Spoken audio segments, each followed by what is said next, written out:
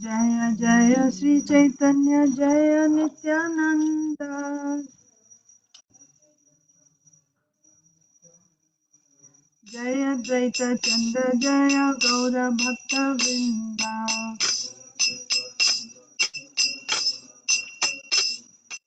Jaya Jaya Sri Caitanya Jaya Nityananda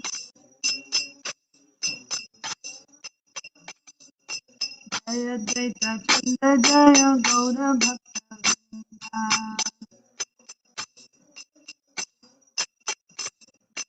Jaya Jaya Sri Caitanya Jaya Nityananda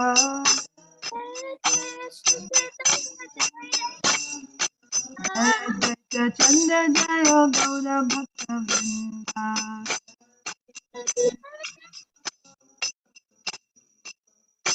Sri Chaitanya Charitamrita ki jai. Srila Krishnadas Kaviraj Goswami ki jai. Srila Prabhupada ki jai. Om Ajnanatimidandhasya Jnananjana Salakaya Chakshurunmilitam Yena Tasmai Sri Gurave Namaha Sri Chaitanya Manobhishtam Sthapitam Yena Bhutale Swayam Rupah Kadamahyam Dadati Swapadantikam Namo Om Vishnupadaya Krishna Preshtaya Bhutale Srimate Bhaktivedanta Swaminiti Namine Namaste Saraswate Deve Gauravani Pracharine Nirvishesha Shunyavadi Paschatya Deshatarine Jai Sri Krishna Chaitanya Prabhu Nityananda Sri Advaita Gadadhar Srivasadi Gaur Bhakta Vrinda Hare Krishna Krishna Krishna Hare Hare Hare Rama Rama Rama Hare Hare Hare Krishna, dear devotees. Welcome to Sri Chaitanya Charitamrita reading. We are reading from Sri Chaitanya Charitamrita, Adi Leela, chapter 17, Lord Chaitanya's pastimes in his youth. So we've been reading about Mahaprabhu's performing of Sankirtan in Srivas Thakur's house every night for 1 year. And all the pastimes, not all, some of the pastimes that he performed there. So we saw how only the close associates of Mahaprabhu were allowed inside and the doors would be locked. So others couldn't come inside, especially the blasphemers, the non-devotees. They would get offended and they would try to create trouble for Srivas. So they would keep, so the leader of these offenders was Gopal Chapal. So he put various paraphernalia which are used for worshipping goddess Durga along with a pot of wine at the door of Srivas Thakur, thinking that people will see that Srivas Thakur is worshipping goddess Durga in the night, but during the day he pretends to be a devotee. That was his purpose of keeping all these paraphernalia. And in the morning when Srivas Thakur came outside, when he saw this paraphernalia, he called the Brahmins and Sajjans together and he said, please come, see. And he was smiling and see, now you know what I do. This is what I do. I'm worshipping goddess Durga. But people knew about him very well. So immediately they said, what is this? What is this? Who has done this? So then they actually they had the sweepers come and clean that, throw those paraphernalia far away and mop the place with the cow dung and water, like that. And what happened to Gopal Chapal for offending Srivas Thakur in this way? In 3 days, his whole body was covered with leprosy. So we'll continue reading now. Text 46. सर्वांग बेडिला कीटे काटे निरंतरा असह्य वेदना दुखे ज्वलये अंतरा. Achintadev Prabhu. Hare Krishna Mataji, please accept my humble obeisances. All glories to Srila Prabhupada, all glories to the assembled devotees. Please accept my humble obeisances, Prabhuji. All glories to Srila Prabhupada. Translation. Incessantly covered with germ and insects, biting him all over his body, Gopal Chapala felt unbearable pain. His entire body burned in distress. Thank you, Mataji. Thank you. Hare Krishna. So he had leprosy and his whole body was covered with, oozes, pus and all that. So there were so many germs and insects biting him all over the body, and the pain was unbearable, and his entire body burned in distress. Ganga घाटे वृक्ष तले रहे तवसिया बसिया एक दिना बोले किछु प्रभु के देखिया. अरुणिता और आदिति लता माता जी. Hare Krishna. Since leprosy is an infectious disease, Gopal Chapala left the village to sit down on the bank of the Ganges underneath a tree. One day, however, he saw Lord Chaitanya Mahaprabhu passing by and spoke to him as follows. Yeah, Hare Krishna. So anyone who gets leprosy, they cannot stay in the community of, with the other people in the society. All the lepers, they go and stay together somewhere else, right? Far away, actually, far away from normal, from the human regular society. We even read in His Holiness Radhanath Maharaj's book Journey Home that there's a leper colony in the Himalayas. That means the lepers don't live with all the other people simply because it's highly infectious. If one person gets, then everyone else gets, and everyone has to suffer. So this Gopal Chapal also, when he got leprosy, then he left the village and he sat on the bank of the Ganges under a tree. And there he was suffering. And one day he saw Chaitanya Mahaprabhu passing by, going to the Ganga. And he spoke to Mahaprabhu as follows. Grama sambandhe ami tomara matula bhagina mui kushta vyadhite hoyachi vyakula. Hare Krishna Mataji, please accept my humble obeisances. All glories to Srila Prabhupada. Please accept my humble obeisances, Mataji. All glories to Srila Prabhupada. My dear nephew, I am your maternal uncle in our village relationship. Please see how greatly this attack of leprosy has afflicted me. Yes. So, in villages and even in cities, I think, in India, you make relationships with people, isn't it? Neighbors. I mean, nowadays, I don't know, nowadays, I haven't been there. But when I was young, we would call them aunties and uncles, right? Neighbors, you just make a relationship.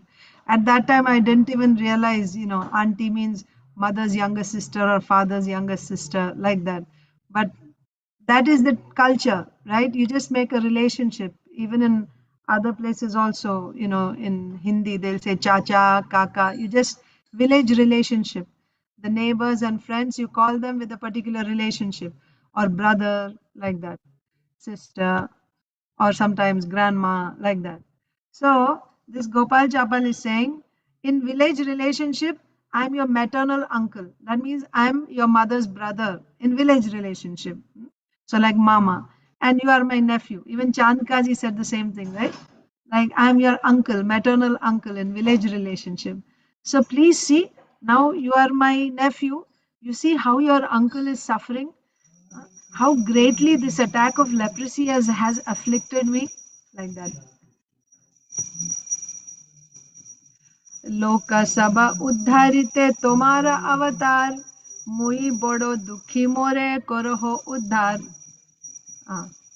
So Narsimha Praladeshwar Prabhu. Hare Krishna Mataji, Dandavat Pranam, all glories to Srila Prabhupada. Dandavat Pranam Prabhuji. Jai Srila Prabhupada. Translation. As an incarnation of God, you are delivering so many fallen souls. I am also a great unhappy fallen soul. Kindly deliver me by your mercy. Yeah. Hare Krishna. Hare Krishna Prabhu. So, of course, he has realized that Mahaprabhu is the Supreme Lord, right? That's why so many devotees are going, and every evening there's kirtan. So that is understood. So you are delivering everyone, so many fallen souls you are delivering. Won't you deliver your uncle, like that? I'm so unhappy. I'm a fallen soul. I'm suffering so much. Kindly deliver me by your mercy. And also, when you go through suffering, you become humble. When there is no suffering, you're proud. So therefore we get some suffering, then you become humble. That suffering is making him humble. So he's saying, as an incarnation of God, you're delivering so many fallen souls. I am also greatly unhappy. I'm also a fallen soul. You're delivering fallen souls. I am also a fallen soul. Please deliver me also. I'm suffering so much. Please deliver me by your mercy. Isha. It appears that although Gopal Prabha was sinful, talkative, and insulting, he nevertheless had the qualification of simplicity. Thus, he believed Chaitanya Mahaprabhu to be the incarnation of the Supreme Personality of Godhead, who had come to deliver all fallen souls, and he appealed for his own deliverance, seeking the mercy of the Lord. He did not know, however, that the deliverance of the fallen does not consist of curing their bodily diseases, although it is also a fact that when a man is delivered from the material clutches, his bodily diseases are automatically cured. Gopal Chapal simply wanted to be delivered from the bodily sufferings of leprosy, but Sri Chaitanya, although accepting his sincere appeal, wanted to inform him of the real cause of suffering. Yes. So, first point is Gopal Chapal was talkative, insulting, sinful. That's why he put all that paraphernalia outside Srivas Thakur's house, right?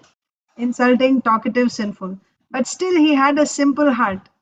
Otherwise, how he accepted Mahaprabhu as an incarnation of the Supreme Lord who has come to deliver all fallen souls? And he's appealing to the Lord. What did we read in Bhagavad Gita? 4 types of pious people come to the Supreme Lord. Chaturvidha bhajante mam, jana sukriti norjuna. Arto means someone who is suffering. So unless he is pious, how he is approaching the Supreme Lord? Arto artharthi jigyasu jnani cha bharatarshava. Of course,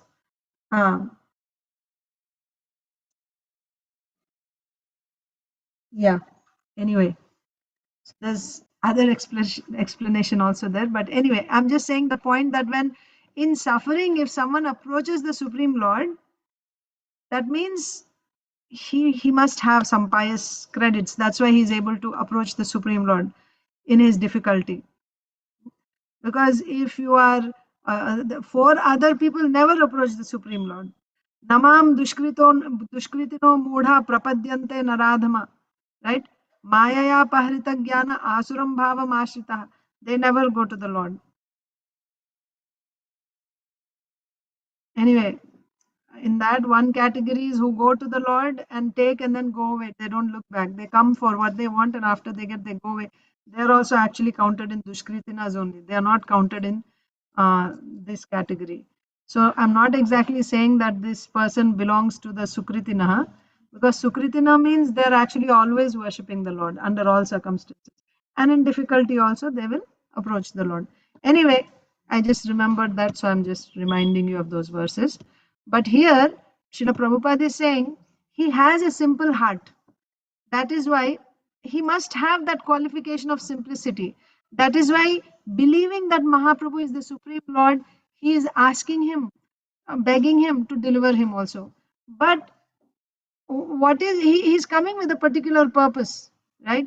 He's suffering right now. He doesn't want to suffer. So wherever he gets relief, he's going there. So believing that Mahaprabhu is the Supreme Lord, he can relieve me from my suffering. So he's approaching. But what is the point Srila Prabhupada is making? That deliverance of the fallen souls does not consist of curing their bodily diseases. If we go to the Lord and ask him to cure my bodily diseases, and that does not mean that I'm delivered. Because my bodily diseases are cured, therefore I'm delivered by the Lord. You shouldn't take like that. Okay? But if you're delivered by the Lord, what is real deliverance? Real deliverance is you transcend the modes of material nature completely. You will be liberated. And even higher than that, you will once again be situated in your constitutional position as a devotee of the Lord. That is real deliverance. Not that now I'm suffering from disease and my disease, or My cow is not giving milk. It's been dry for so many years. So now I prayed to the Lord, and now my cow is giving milk. So now I'm delivered by the Lord. The Lord has given me milk to my cow. Not like that. This is not deliverance. That's the point Srila Prabhupada is making. That deliverance does not mean, or it does not include, that I should be free from my sufferings, free from my diseases. But when you are delivered, automatically you will be relieved from all your sufferings and disease and everything. That will come as a side byproduct. But simply getting delivered, getting my daily bread, doesn't mean that now I am delivered. This is the end of religion, right? I need food. I need to become free from diseases, and everyone should be healthy in my family. I should get a nice job, nice home, and everything. Yes, this is the purpose of religion. This is the purpose of taking shelter of the Lord. No, this is not. That's the point. But what did Gopal Chapal want?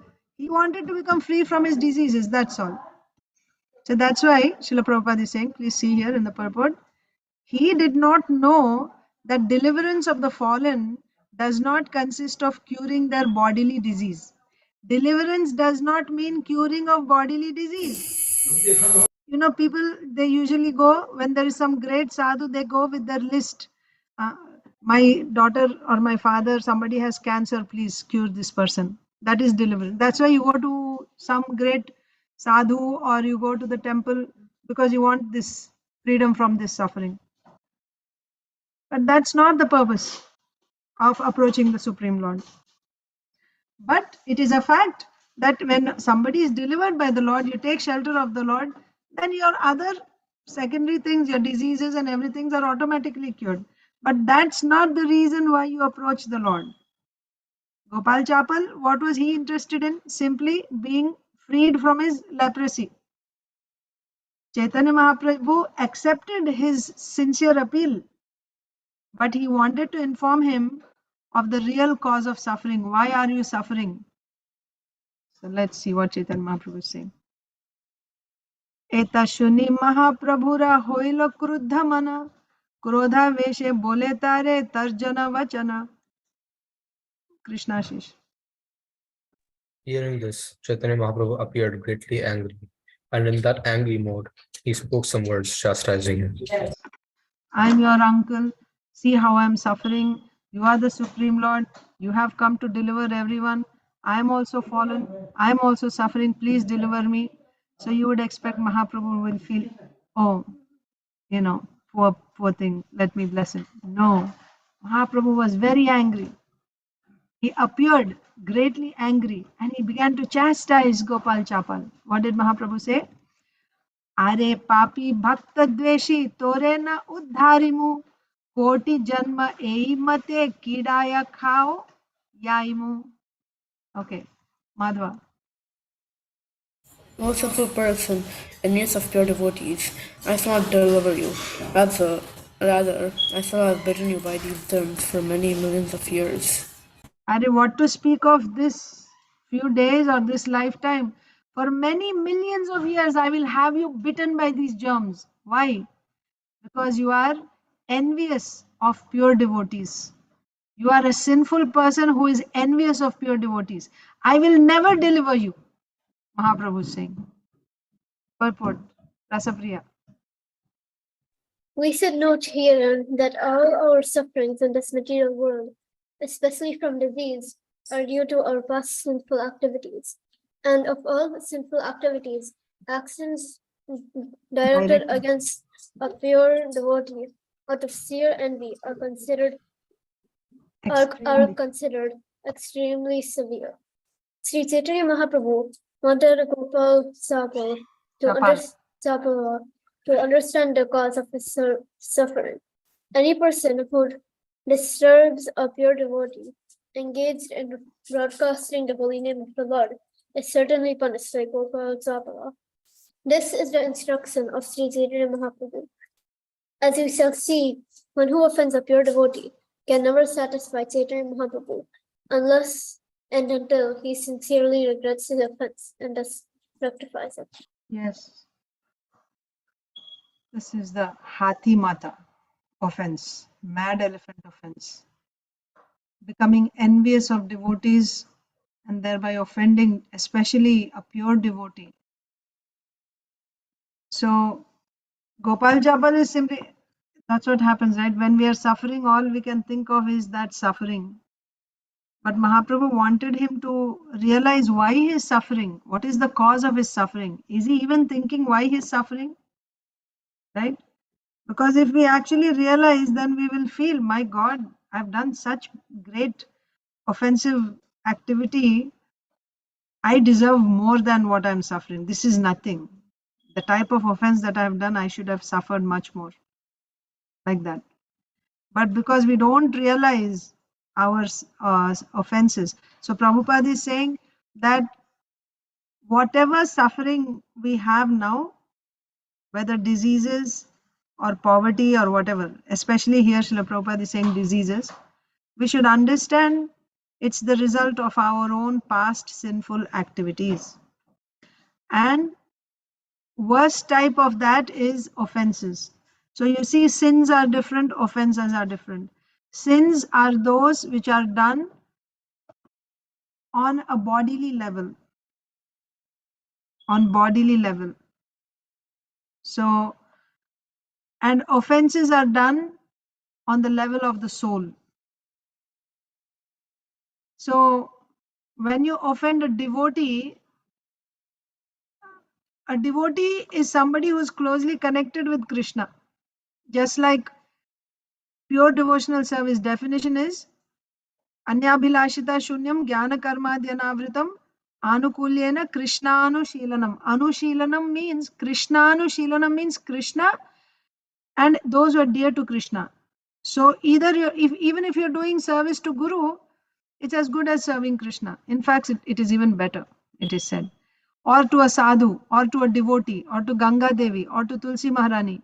If you're serving them, it's pure devotional service, even though you're not directly serving Krishna. So the devotees of the Lord takes them as himself. So when you commit any offense to the devotees, it's a very serious, it's far more serious than sinful activity. Sinful activity will have atonement. You do some atonement and you can counteract that sinful activity. You cannot atone for offenses. Offenses cannot. The only thing that can free you from that offense is repentance. And while repenting, like Srila Prabhupada says, while repenting, then rectification. How do you rectify? By repenting and chanting the holy name. And also, you're not actually thinking of evading or escaping the punishment. You're wholeheartedly accepting the punishment and you're repenting and you're taking shelter, chanting the holy names. Then by the power of that holy name, your offense can be removed. That's how severe it is. So similarly, Mahaprabhu also wanted Gopal Chapal to realize why he is suffering. So he said, you are an offender, you are envious of pure devotees.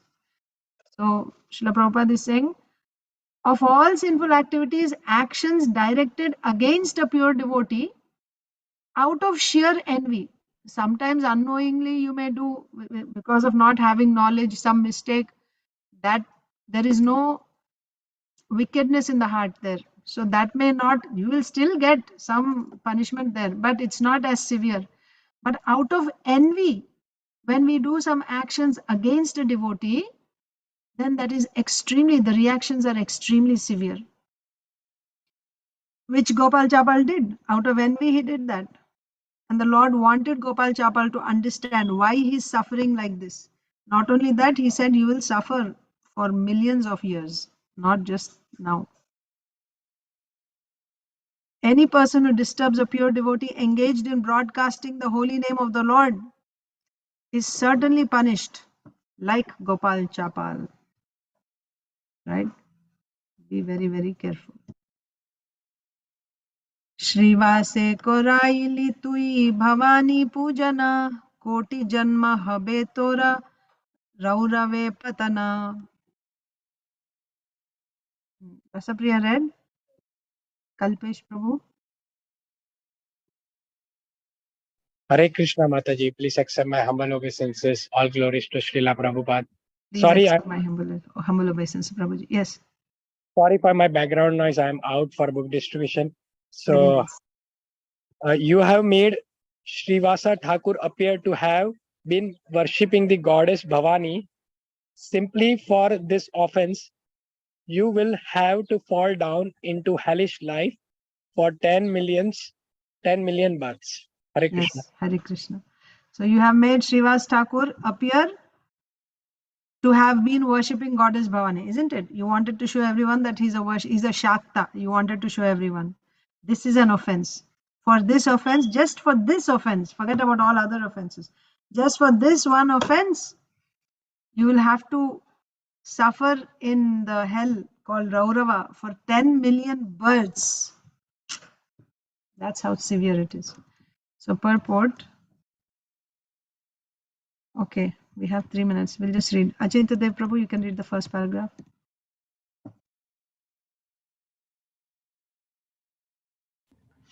There are many tantric followers who, wishing to eat meat and drink wine, practice the black art of worshipping the goddess Bhavani in a crematorium.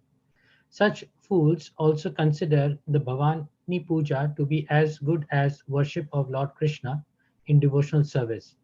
But such abominable tantric activities performed by so-called swamis and yogis are herein condemned by Lord Chaitanya Mahaprabhu. He declares that such Bhavani Puja for drinking wine and eating meat quickly plunges one into hellish life. The method of worship itself is already hellish, and its results must also be hellish and nothing more. Thank you, Yeah, Mataji. thank you. Mataji or Arunita? Hare Krishna Mataji. Hare Krishna. Many rascals say that whatever way one accepts, one will ultimately reach Brahman. Yet, we can see from this verse how such persons reach Brahman. Brahman spreads everywhere. For appreciation of Brahman in different objects leads to different results. In the Bhagavad Gita 4.11, the Lord says, Ye yatha mam prapadyante tam tataiva bhajamyaha. I reward everyone according to his surrender unto me. Mayavadis certainly realize Brahman in certain aspects, but realization of Brahman in the aspects of wine, woman, and me is not the same realization of Brahman that devotees achieve by chanting, dancing, and eating prasadam. Mayavadi philosophers, being educated in Paltry knowledge, think all sorts of Brahman realizations one and the same, and do not consider varieties. But although Krishna is everywhere, by his inconceivable potency, he is simultaneously not everywhere. Thus, the Brahman realization of the Tantric cult is not the same Brahman realization as that of pure devotee. Unless one reaches the highest point of Brahman realization, Krishna consciousness, he is punishable. All people except Krishna conscious devotees are to some proportion Pashandis or demons, and thus they are punishable by the Supreme Personality of Godhead. By the Supreme Lord, the Personality of Godhead, as stated below. Yes. So, why is it an offense when Gopal Chapal tried to show Srivas Thakur as a worshipper of goddess Bhavani? Because there is, what do you call them? Tantrics, right? There's a group of, they present themselves, or they try to, they present themselves as good as the devotees of Krishna. They're worshipping goddess Bhavani, and they engage in meat eating, in drinking wine, and also practicing black art. Remember, we were reading in Bhagavatam somewhere, when we were reading about Prithu Maharaj, remember, he took this, Lord Indra took different forms of sannyas. So there once he took the form of, what is it called? Kapali or something, I forget, some name. So tantric. Kapalik. Huh? Kapalik. It's Kap- called kap- tantric, yeah. Yeah. So they are worshippers. So they have this form as a, their dress as a renunciate, and they worship goddess Bhavani, but they engage in black arts and in drinking wine and meat eating and all that, and they practice black magic. But at the same time, they try to say that they are also, worshipping Brahman. So they are as good as the devotees of Krishna. So here, Srila Prabhupada is saying, no. Remember that Sachi Mata gave sweetmeats, and Nimai said, but this is also, this is earth and that is also earth. So what is the difference whether I eat dirt or whether I eat laddu? So Sachi Mata said, if you eat dirt, you'll fall sick. And if you eat laddu, you'll become nourished. Or sandesh, you'll become nourished. So similarly, although both are transformations of earth, it's not exactly the same. So you may say everything is Brahman. So even wine is also Brahman, meat is also Brahman, everything is Brahman's expansion. And Krishna is also Brahman. And so you worship in that way or we do this way, it's all the same. No, it's not the same. You will be punishable. You may be fooling yourself, cheating yourself and others, thinking that we are also transcendentalists. But actually, you are not. Just in the evening Bhagavad Gita class, I was explaining to Kalpesh Prabhu, there is karmis, there is vikarmis, and there is bhaktas, jnanis. They're all different categories. Externally, they may appear like we are also jnanis, we are also bhaktas. But you have to see the quality, right? What is the goal? Somebody who is a bhakta, he will not indulge in sense gratification. He won't. So that's the point. So they are punishable. Prabhupada is saying they are punishable, even though they may go around as, sannyasis, swamis, yogis, but actually they are punishable. And you can see by their activity itself that activity, their mode of worship itself is hellish. And they will, as a result of that activity, they'll go to hell. Like that. Okay, next. So it is 7:33. We can stop here. Yeah. Because if we complete, then again it will go over time. Hare Krishna. Dear Hare devotees. Krishna Mataji. Hare Krishna. Thank you. Thank you, Mataji. Hare Thank you. Krishna. Hare Krishna. Hare Krishna. We'll read